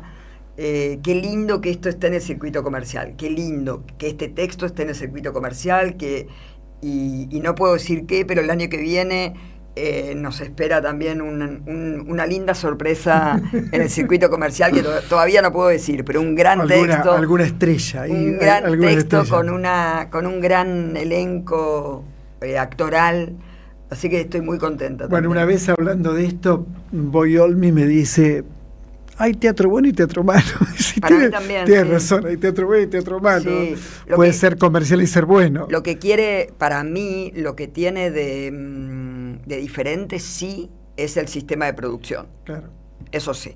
2 meses o un poquito más. En el oficial vos sabés que tenés tanto tiempo de funciones. Claro, ahora que bajás a sala llena.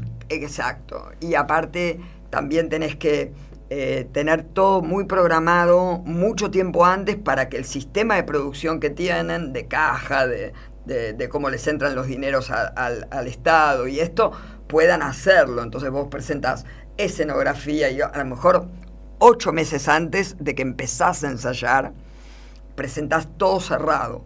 Y es un gran desafío, porque una vez que te encontrás con el elenco, hay cosas que se cambian, y ¿no? como directora, ¿qué es lo primero que pedís en el espacio escénico? ¿Qué querés? No lo sé. No lo todos los dirijo diferentes. Si lo podrían decir mis asistentes, yo dirijo tan distinto una obra que otra. Pero si no tenés actores no puedes laburar. No. Yo la verdad adhiero mucho a una frase de Juan Carlos Gené, que es la elección del elenco es, él decía, la mitad de un proyecto, y yo te digo, para mí el 80% del proyecto es la elección de con quién vas a trabajar. Claro, y tener buenos actores. Buenos actores, armónicos los equipos, porque creo que hace una diferencia cuando el equipo genera una armonía. Soy una militante de eso, de que los equipos armónicos hacen una diferencia arriba del escenario.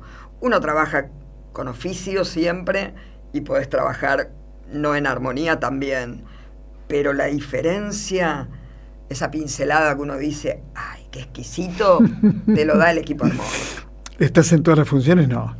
Trato de estar en todas las que puedo. Cuando tengo varias horas al mismo tiempo, bueno, me voy repartiendo. ¿Ahora tenés varias horas? No, ahora no. Ahora estoy con esta y estoy preparando lo que viene y escribiendo la próxima que te digo. Para el año que viene, todo para el año que viene. Todo para el año que viene. Sí. ¿Próxima obra? ¿Título?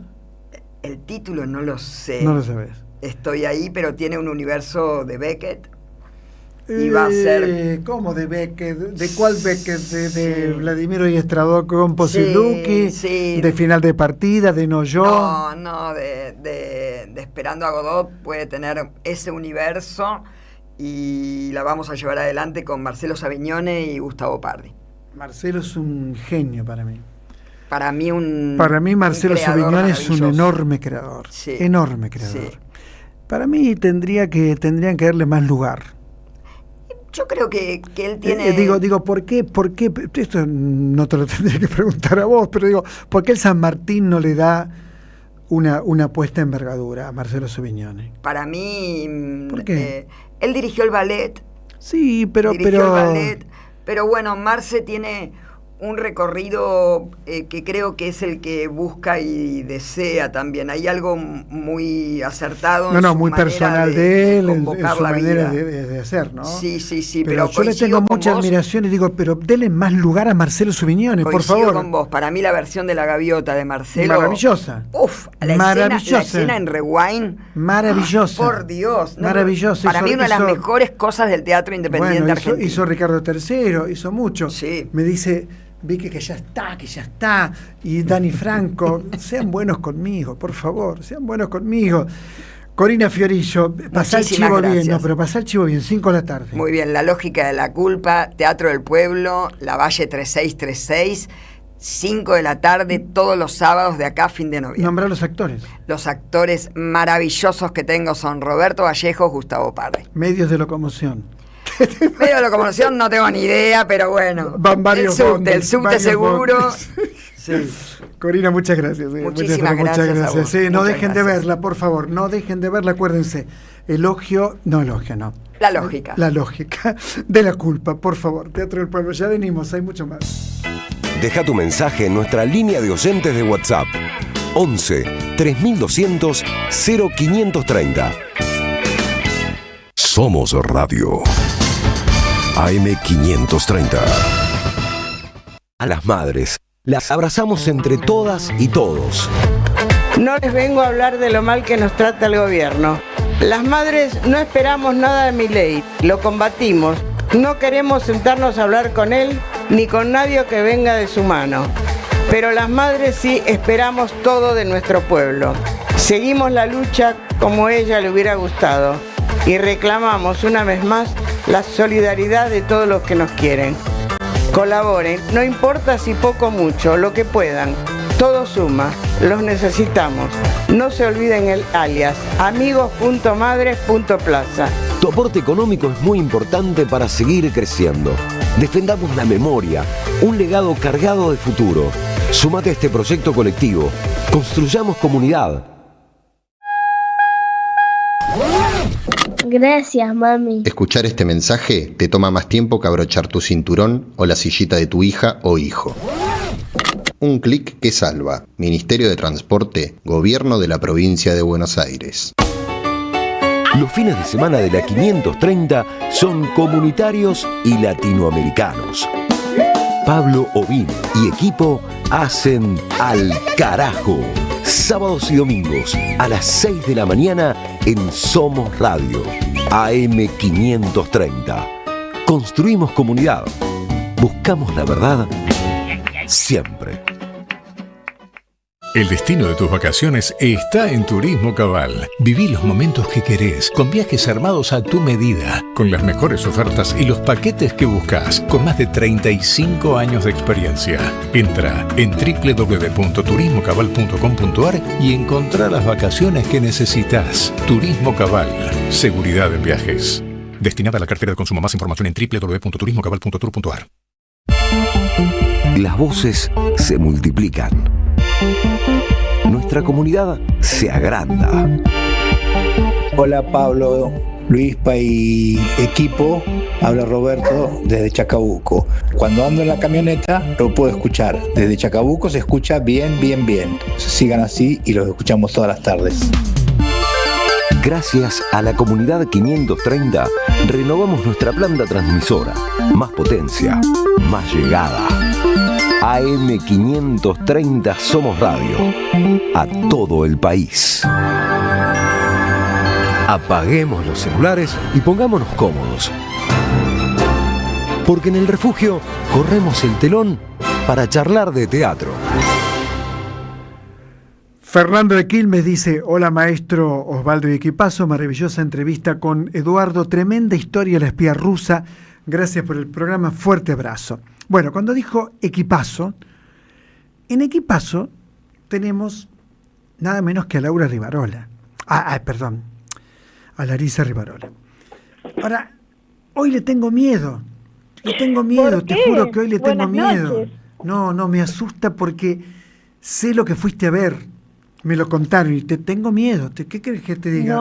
Yo no la vi, pero ahora estoy asustado. Te escucho. No te asustes, al contrario, tenés que vivirlo con alegría, entrar con una sonrisa, sentarte en la butaca y disfrutar. Contame.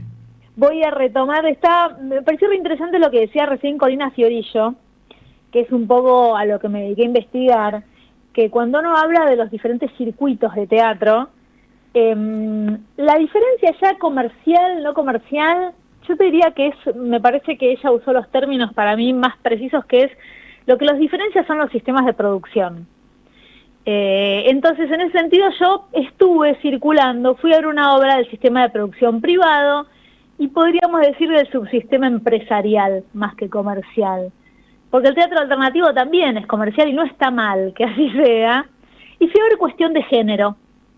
Un espectáculo en el Metropolitan. Con Moria Kazan. Con la querida y adorada Moria Kazan. Le tengo mucha estima. Muchísimo. Sí, para ahí. Con Jorge Marrale, Paula Coan, que me pareció un hallazgo, que hace de la hija de ellos dos, que son un matrimonio, y Ariel Pérez de María, que es el compañero de Paula Coan. La verdad, Paula Coan, así, como nota al pie, hay que estar atenta a este nombre cuando uno siga viendo teatro, porque la verdad me pareció brillante y no la conocía. Ahora, volviendo a Moria Kazan y Jorge Marrale, que son todo lo que está bien cuando actúan juntos, el espectáculo está dirigido por Nelson Valente, va de miércoles a domingo, no hay muchos espectáculos que tengan función de miércoles a domingo, y eso ya es un montón. Ellos son un matrimonio, sus vínculos estallan, voy a ser muy sintética, cuando ella, Moria / Jade, que es su personaje, le dice que mucho antes de conocerse, 30 años atrás, ella transicionó. Nació varón y se convirtió en la mujer de la cual él después se enamoró. Esa sería la anécdota. A mí lo que me interesa en términos argumentales de la obra es que esto abre el juego a un montón de temas que tienen que ver con la identidad de género, por supuesto, con la corrección política, con las relaciones intrafamiliares, pero sobre todo con el respeto por el otro y con el amor. Y si bien parece, y uno se imagina que podría ser una comedia liviana, pero una comedia que respeta muy bien las reglas del género y respeta muy bien las necesidades del circuito, o como decía antes, del subsistema teatral. Esa dinámica y esa precisión, los diálogos, los gags, los remates donde tienen que ir, parecería ser esta comedia liviana, pero para mí no lo es. Me parece, de hecho, la comedia es donde mayor reflexión y profundidad uno a veces puede encontrar. Y me parece que Marrale y Moria tienen una dinámica además muy aceitada en términos actorales, los dos tienen mucho oficio.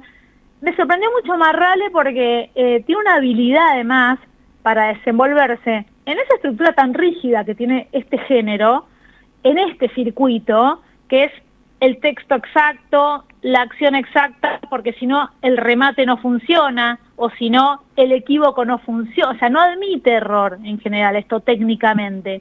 Y la verdad que Marrale lo transita como muy cómodamente, y Moria, además de ser ella, que es lo que una como espectadora quiere ver, tiene un dominio de la escena, o sea, tiene una presencia que la verdad que no es tan relevante si se llama Jade, no es relevante eso, porque podría llamarse Moria tranquilamente su personaje. Ella tiene una presencia, incluso desde el lenguaje verbal cuando habla, que realmente, o sea, tiene un talento en ese sentido, que es para apreciar, o sea, es muy valioso.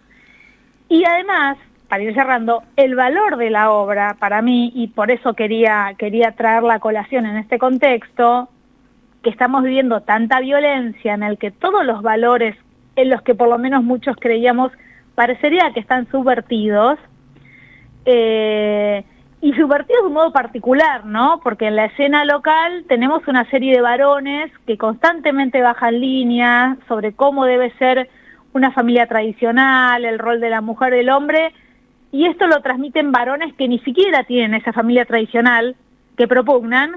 Bueno, esta obra para mí dice, desde la calle Corrientes, muchísimo sobre la identidad y la libertad. Y lo hace además con personajes que no son inocentes ante el otro. Es una madre, una hija, un padre que sufren, pero que también hacen daño. Y eso me parece que los vuelve muy humanos, y eso no es algo menor en un tipo de teatro de lo que tal vez uno puede no esperar esto, puede esperar algo más liviano. Bueno, Cuestión de Género es una comedia negra, muy fina, muy divertida, resiste además desde Calle Corrientes a este contexto actual para hablar del derecho humano justamente muy fundamental, que es el derecho a ser. Y eso es lo que yo quería como traer al centro de la columna hoy. Me pareció que además hay un foco en la obra sobre los varones, sobre lo que significa ser varón en nuestra sociedad hoy, y pensando en estos varones que describí, los varones del poder, en los varones que también se están deconstruyendo, en los que se descubren desde la autopercepción, como el personaje, como muchas cosas que le pasan al personaje de Jorge Marrale. Y para eso, para cerrar, quería pensar en estos varones con unas frases con las que cierra Virginie Despentes en su libro Teoría King Kong. Ella dice la verdadera valentía, habla de eso, dice confrontarse con lo que es nuevo, posible, mejor. Se pregunta, ¿fracaso del trabajo? ¿Fracaso de la familia? Buenas noticias, que cuestionan automáticamente la virilidad. Esa, otra buena noticia. Así que con eso quería cerrar, quería recomendar porque vale la pena transitar por todos los circuitos y por todos los sistemas de nuestro Teatro Nacional. Me quedé mudo y anonadado. Te mando un fuerte abrazo. Yo no vi la obra, por lo tanto no puedo decir ni una palabra. Fuerte abrazo. Un abrazo grande, Osvaldo. Larisa Rivarola, en el Refugio 2351. Estimado Osvaldo, qué altura intelectual tiene tu programa. Aprendo mucho, gracias. Adjunto foto de alguno de mis tesoros, dice Ramón de Villa María, y está nada menos que William Burroughs, notable autor. Está Charles Bukowski, evidentemente alta literatura. 2351, esto es el Refugio.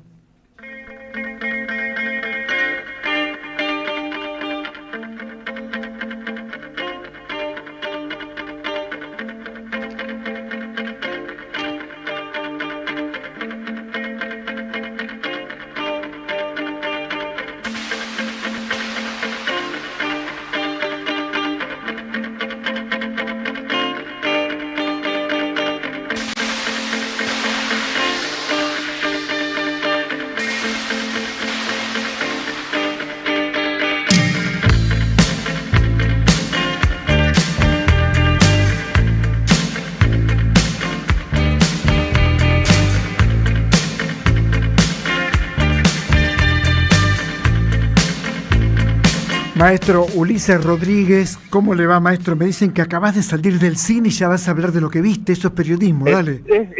Es muy bueno, ¿no? Salís de... Es excelente, no bueno, excelente. Eso es periodismo, eso es periodismo. Dale. En caliente de la película. Así que buenas noches. Acabo de salir de ver El verano más largo del mundo, una película cordobesa. ¿Cordobesa? Sí, ¿Dónde la viste? Vamos a ver si es verdad lo que decís. ¿Dónde la viste? En el Cine Gomón. Muy bien, maestro. Estreno nacional del verano más largo del mundo, una película de Alejandra Lipoma, directora cordobesa, y Romina Blachó, directora chaqueña, y ambas son directoras y guionistas. O sea, una película dirigida por dos mujeres, guionada por dos mujeres, con las actuaciones de Jazmín Carballo, cordobesa, y Santiago Zapata, un actor cordobés, que, bueno, cuenta una historia que tiene que ver con la crisis de los 30, en este caso. La crisis de los 30. la crisis de los 30. Claro, yo estoy atravesando eso. Exactamente, la crisis que estás atravesando vos. Se ríe todo el mundo, qué malo que son. Bueno, metiste un buen chiste. Dale, contame. Y bueno, y la película transcurre en un verano, por eso se llama El verano más largo del mundo. Es una película que ya ha tenido un recorrido por festivales de cine, entre ellos el Bafisi, por ejemplo, el año pasado, el Festival de Mar del Plata también el año pasado. Pero escuchemos a Romina Blachov, que es una de las directoras de la película, contando de qué va la película e invitando a ver esta película. Hola, ¿cómo están? Mi nombre es Romy Blachov, soy codirectora y co-guionista junto a Ale Lipoma del Verano más largo del mundo. Esta película es una comedia, es la historia de Camila, una mujer de 30 años que está en una crisis con su vida. Su mejor amigo la motiva a dejar su trabajo y así poder dedicarse nuevamente a su carrera. Juntos se presentan a un casting de una obra de teatro, pero esta no es lo que esperaban, es una obra de teatro para niños en un parque de diversiones. Deciden quedarse ahí y pasar su verano, el cual se transforma en un verano memorable. Esta película la filmamos en Córdoba con un equipo hermoso y después de un gran recorrido por festivales la vamos a estrenar el 6 de noviembre a las 22:15 en el Cine Gaumont. Están todos invitados, estamos muy felices de poder recibirlos y vamos a estar ahí junto a ustedes. Gracias. Maravillosa la explicación, pero la película sigue en cartel un tiempito. La película va a estar toda la semana, o sea, hasta el miércoles que viene, es el último día, a las 22:15 en el Cine Gaumont, para que la puedan venir a ver. Una película donde van a ver paisajes cordobeses, donde van a escuchar hablar en cordobés real, no como muchas veces se hace en telenovelas filmadas allí en Buenos Aires, que utilizan actores porteños haciéndolos hablar en cordobés. No, acá son actores cordobeses, actrices cordobesas. Una película que donde por muchos momentos uno tiene mucha risa, genera mucha risa, mucha empatía. Es una película de esas que se dice, una película chiquita pero bonita. La verdad, o sea, que la pasaste bien. Sí, bárbaro. La pasaste bárbaro. bien, es una buena película. Es una muy buena película, la gente salió muy contenta, así que recomiendo que la vengan a ver cine cordobés, al Gaumont, cine argentino por supuesto, que va a estar a las 22:15 hasta el próximo miércoles en cartel. O sea, el gobierno no logró destruir totalmente el Gaumont, sigue en pie. Todavía y esperemos, bueno, se ha vuelto incluso hasta un espacio de resistencia. Porque, hasta la misma Mirta Legrand ha hablado del Gaumont y esto, viste, que pesa bastante. Una pregunta te hago. ¿Y el Gaumont funciona exclusivamente con cine argentino como fue su origen? No. Ahora no. Ahora también hay películas que no son argentinas, hay funciones de películas que bueno... Claro, cualquier película, una película norteamericana la pasan. Sí, en menor cantidad. La mayoría que están en cartel son argentinas, pero hay ciclos de cine, como si vos, norteamericanos, ciclos de cine de terror, algo que no era habitual del cine común. Claro. Ahora, el verano más largo del mundo va a estar todos los días a las 22:15. Correcto, todos los días a las 22:15. Y déjame decir una cosita más. Si vienen a ver esa película, les aseguro que van a estar contentos del cine, se van a reír en varios momentos, porque la película logra esa empatía con el público, y como bien dijo la directora, es una comedia, y es una comedia que logra hacer reír, que no es poco. Ella también, por lo que vi, es una chica muy joven. ¿La directora? Sí, me pareció. Sí, las dos directoras aparecía una foto en el 30 años, claro, bueno. 30 y cortos de Estupendo. años. Sí, estamos hablando de, y además, como dije, de una directora cordobesa y la otra es chaqueña, o sea, estamos hablando de cine federal auténtico. Vos sabés que el otro día me entero que tanto en Estados Unidos como en la Argentina, el peor año del cine ha sido este que está terminando, el peor año en cantidad de espectadores. O sea, la gente con el tema de las plataformas. Claro, plataformas no va al cine, es claro. increíble. De hecho, las salas van desapareciendo. Eso es todo un tema para pensarlo, ¿no? Para pensarlo para otro programa, porque no tenemos tiempo. Bueno, es un tema para lo podemos pensar. hablar, lo podemos hablar un día porque hay números de los cuales podemos hablar de esto. Dale, hoy escuché que fue el peor año del cine también en los Estados Unidos, lo cual me sorprendió. Pero de hecho, por ejemplo, en Belgrano teníamos el cine General Paz, no está más. El cine de arte en Cabildo y Congreso no está más.